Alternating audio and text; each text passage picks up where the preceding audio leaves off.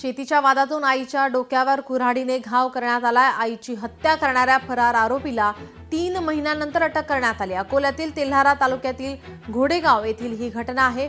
आईची हत्या करून हा आरोपी फरार झाला होता। त्याला आता 3 महिन्यांनंतर अटक करण्यात आली आहे।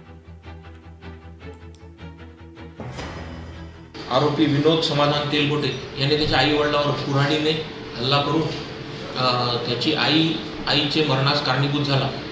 या खुनाच्या गुन्ह्यातील आरोपी विनोद तेलगोटे हा मागील 3 महिन्यापासून फरार असून तो पुणे व नगर जिल्ह्यात आपली ठिकाणे सतत बदलत होता। या अनुषंगाने पोलीस स्टेशन तेल्हारा येथे फील्ड कॉन्स्टेबल राहुल तायडे व PC मनोज कासले यांचे पथक गठन करण्यात येऊन त्यांनी नगर जिल्ह्यामधील वाळकी या ठिकाणी आरोपीचा शोध घेऊन त्यास ताब्यात घेऊन पोलीस स्टेशन येथे हजर केले। या संदर्भाने पुढील तपास PSI भटकर हे करीत आहेत। लोकशाही मराठी ऐका, पहा, जागरूक रहा।